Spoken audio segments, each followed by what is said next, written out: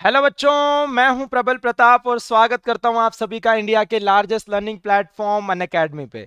तो बच्चों, आज देखो एकदम सीधी बात मैं करूंगा आप लोगों से। मैं आप लोगों को नीट 2021 की स्ट्रैटेजी टू अटेम्प्ट एग्जाम बताने वाला हूं। ठीक है, कि किस तरीके से आप लोगों को स्ट्रैटेजी बनानी है। तैयारी आप लोगों ने बहुत कर ली, पढ़ाई आप लोगों ने बहुत कर ली। ठीक है, मतलब अगर मैं एक युद्ध की तरह इसको देखूं, एक वॉर की तरह मैं देखूं, तो आप लोगों ने अपने हथियार की धार तेज कर ली। हथियार चलाना आप लोगों को आता है, सवाल सॉल्व करना मतलब आप लोगों को आता है। लेकिन अगर उस युद्ध में आप लोगों के पास रणनीति नहीं होगी, मतलब अगर किसी वॉर को लड़ने से पहले आप लोगों के पास स्ट्रैटेजी नहीं होगी, तो शायद आप मात खा सकते हो। ठीक है, और आज आप लोगों को जो स्ट्रैटेजी मैं बताने वाला हूं, उससे आप लोग अपना स्कोर 20 से 25% तक इंक्रीज कर पाओगे, इरिस्पेक्टिव ऑफ द सब्जेक्ट। कोई भी सब्जेक्ट में सब्जेक्ट वाइज बात नहीं कर रहा, मैं पूरे एग्जाम की बात कर रहा हूं। ठीक है ना बेटा।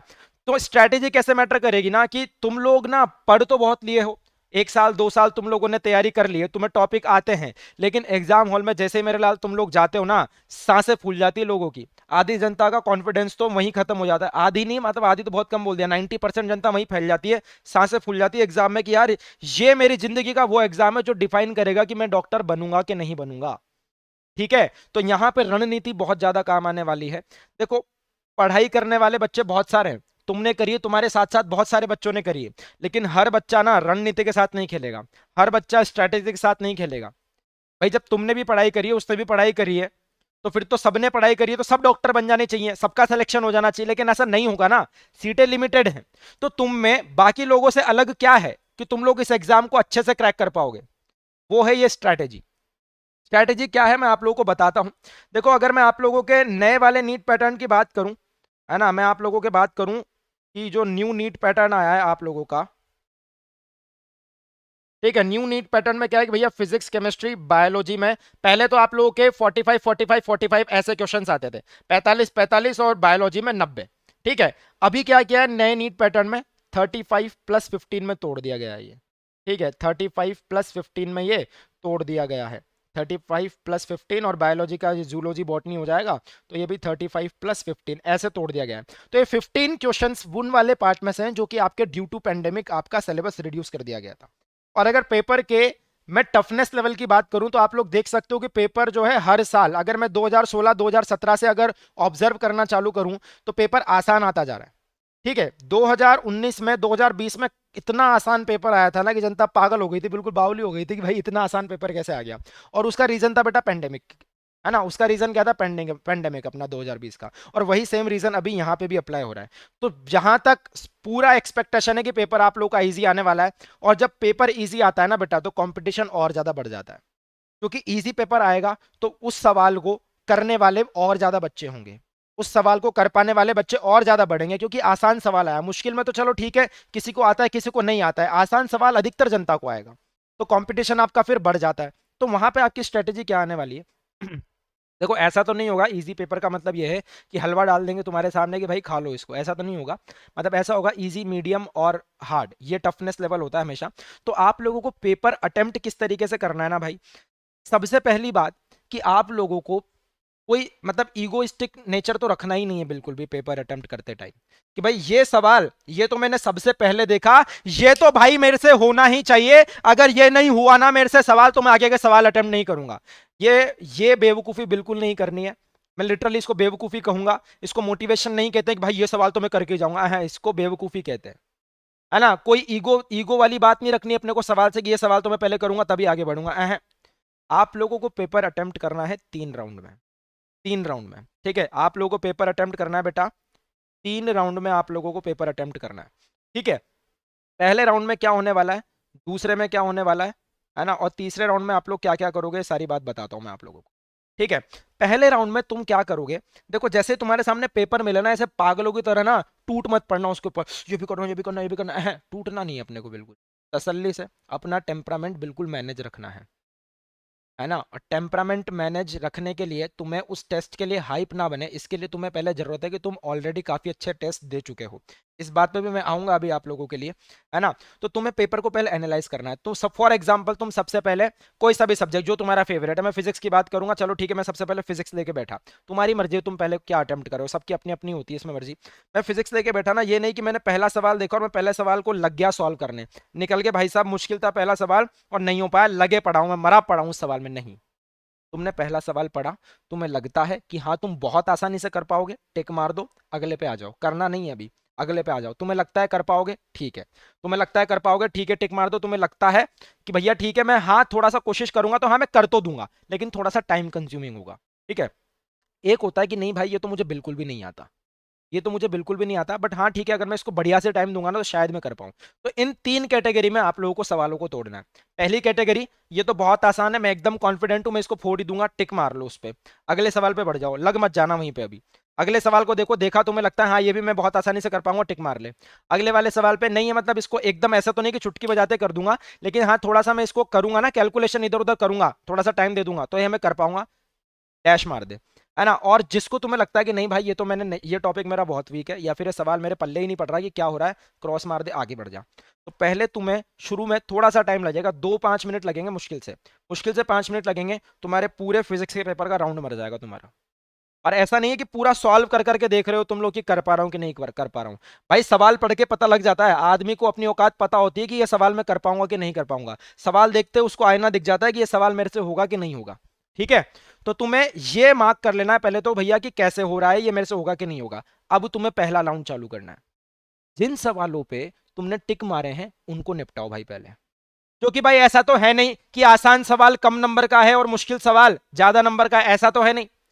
आसान सवाल हो चाहे मुश्किल सवाल हो, नंबर तो सबके बराबर है ना मेरे लाल, तो फिर ईगो किस बात की कि मुश्किल को पहले करूंगा। नहीं भाई अगर ऐसा होता कि नहीं मुश्किल वाले सवाल के तुम्हें 15 नंबर मिलेंगे और आसान वाले के 2 ही नंबर मिलेंगे, तो मुझे समझ आती है बात। लेकिन जब नंबर बराबर मिल रहे हैं तो पहले जहां से बट रहे हैं ना वहां से बटोर ले नंबर, ठीक है। तो जहां तुम्हें आसान सवाल जो तुमने मार्क किए हैं उनको मार्क करके पहले अपने नंबर बटोर लो।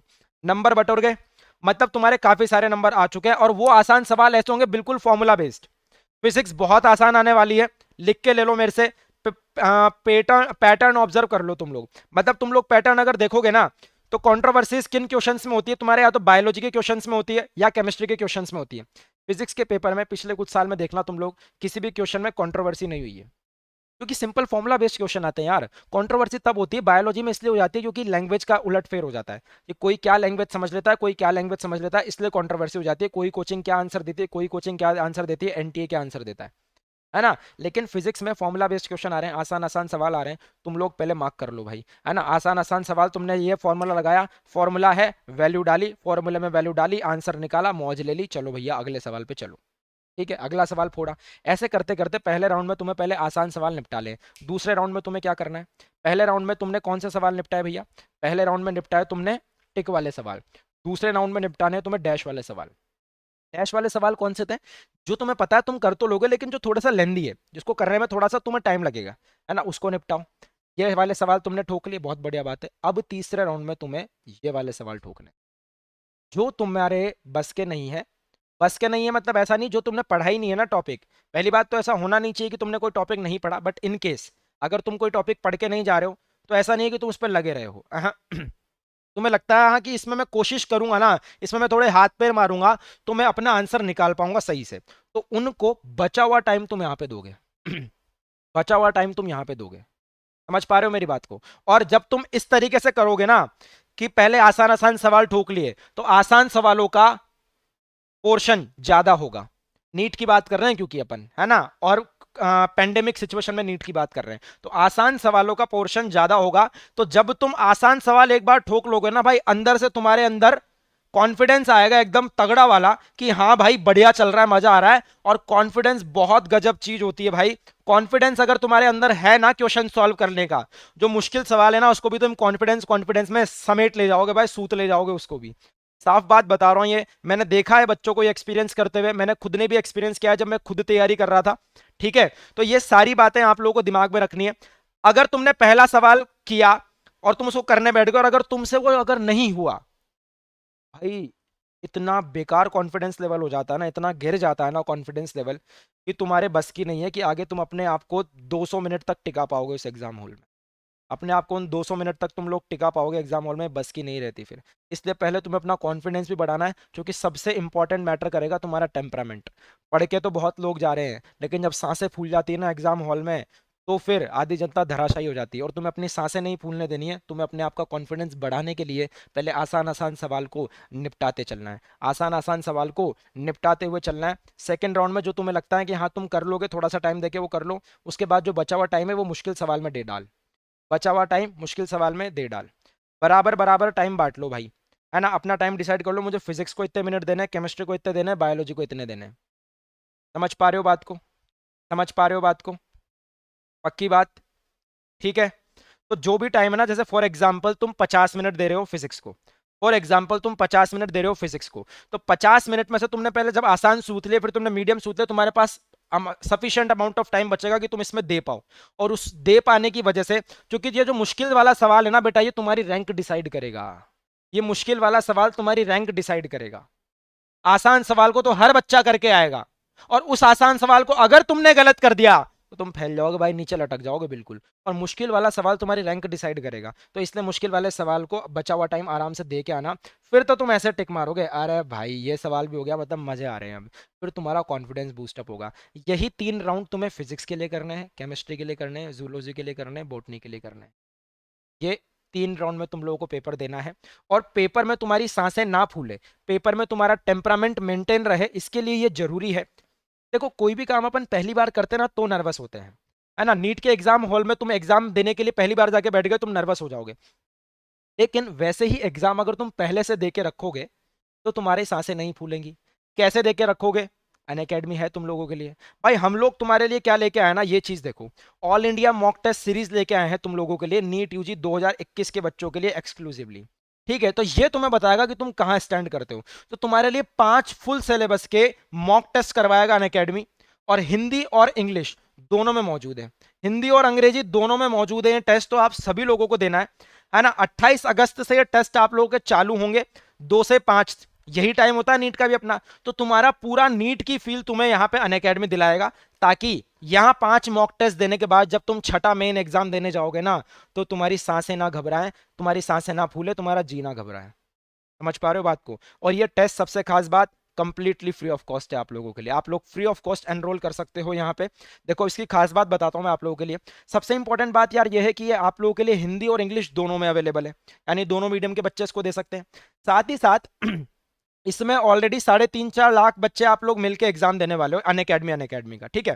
तो इसमें आपके नंबर कितने आएंगे उसके अकॉर्डिंग आपका देखा जाएगा कि वहां आपकी कितनी रैंक बन पाएगी। जिसमें जितने नंबर तुम्हारे इसके में आएंगे उसके अकॉर्डिंग इवेल्युएशन मैनिपुलेट करके आप लोगों को टेस्ट का एनालिसिस दिया जाएगा। हर एक बच्चे को उसके टेस्ट का एनालिसिस मिलने वाला है, ये लिखा हुआ है यहाँ पे। डिटेल्ड टेस्ट रिपोर्ट मिलने वाली है आपको क्वेश्चन लेवल एनालिटिक्स के साथ साथ।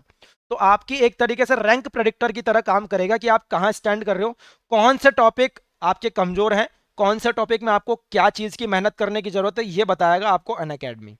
ठीक है। और 5 मॉक टेस्ट में तुम एकदम इतने रवा हो जाओगे ना। और टेस्ट देने से बच्चा ना, पता है ये घबराता है कि कोई सवाल अगर उससे नहीं होता ना, तो बाद में उसका मन परेशान रहता है कि इसको मैं डाउट किससे पूछूं यार। भाई बिल्कुल घबराने की जरूरत नहीं है तुम लोगों को। हर एक सवाल का तुम्हें प्रॉपर वीडियो सॉल्यूशन मिलने वाला है ना। इन 5 मॉक टेस्ट में सारे सवाल, हर एक सवाल का तुम्हें प्रॉपर वीडियो सॉल्यूशन मिलने वाला है। तुम्हें किसी भी सवाल में गलती आएगी ना, है ना, किसी भी सवाल का तुम्हारा रिपोर्ट तो आएगी टेस्ट की कि ये सवाल तूने गलत किया है मेरे लाल, मेरे पीले, तूने ये वाला सवाल गलत किया है, ये तेरे टॉपिक कमजोर है, कवर कर ले, कवर कर ले। ठीक है। और तुम्हें वीडियो सॉल्यूशन में मिलेगा, ताकि कवर कैसे करना है ये भी तुम्हें हम बता रहे हैं। ठीक है, तुम्हें बस क्या करना है, जाके एनरोल करना है। एनरोल करने के लिए लिंक जो है डिस्क्रिप्शन में मौजूद है। एनरोल करने के लिए लिंक जो है डिस्क्रिप्शन में मौजूद है।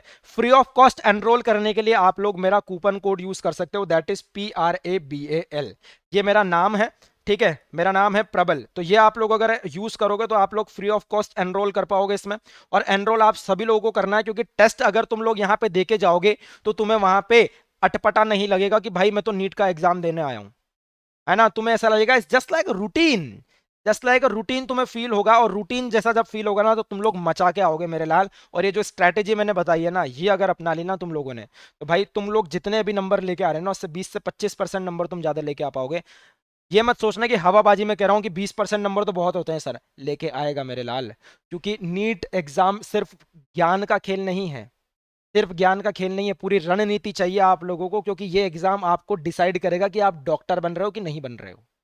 ठीक है, ये एग्जाम फोड़ दिया तो तुम डॉक्टर हो, नहीं फोड़ा तो तुम डॉक्टर नहीं हो। सिंपल खेल है बिल्कुल। तो इसमें हर एक चीज मैटर करेगी, है ना। मॉक टेस्ट जो है, लेटेस्ट नीट यूजी का जो एग्जाम पैटर्न आया ना आप लोग का कि 35+15, 35+15, उसी लेटेस्ट एग्जाम पैटर्न के ऊपर ये मॉक टेस्ट आपके बनाए गए हैं, ताकि आपको वैसी ही बिल्कुल फील आए जैसा कि आप लोग नीट का एग्जाम दे रहे हो। और उसका हर एक का आपको वीडियो सॉल्यूशन मिलेगा, टेस्ट का एनालिसिस मिलेगा। तो भाई इससे बेस्ट चीज कोई और नहीं है। अगर इस टाइम पे बच्चा होता और मैं अगर नीट की तैयारी कर रहा होता ना, मैं झपट पड़ता भाई इस मॉक टेस्ट पे, क्योंकि दिस इज द थिंग जो मेरे को आगे लेके जा रही है, और this is completely free of cost. Link जो है डिस्क्रिप्शन में है, और मेरा नाम यूज करना एज अ कूपन कोड, तो आप लोग फ्री ऑफ कॉस्ट एनरोल कर पाओगे। तो जाके एनरोल करो, इस टेस्ट को दो और मचा के आओ भाई लोग। पक्की बात, पक्की बात। तारीखें नोट कर लो, पहला टेस्ट है आपका 28 को, दूसरा है 1 सितंबर को, तीसरा है 4 सितंबर को, चौथा है आपका 7 सितंबर को, पांचवा है 9 सितंबर को, और 12 सितंबर को आप लोगों का युद्ध है भाई। 12 सितंबर को नीट 2021 होने जा रहा है ना। इसमें एनरोल करने के लिए आप लोग मेरा कूपन कोड यूज कर सकते हो, PRABAL। ये 5 मॉक टेस्ट जो है ना बेटा, आप लोगों की परफॉर्मेंस को इतना बूस्ट कर देने वाले हैं, आप लोग खुद समझदार हो यार, है ना। बस इतना याद रखना कि अपने आप को काम डाउन रखने की कोशिश करना, और वो तब रह पाओगे जब नीट तुम्हारे लिए हाइप नहीं होगा।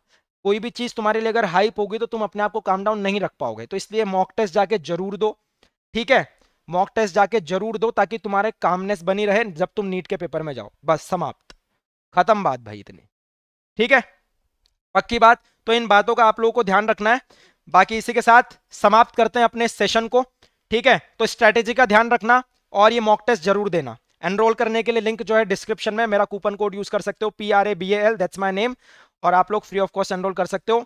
समाप्त, खत्म, टाटा, bye bye, all the best.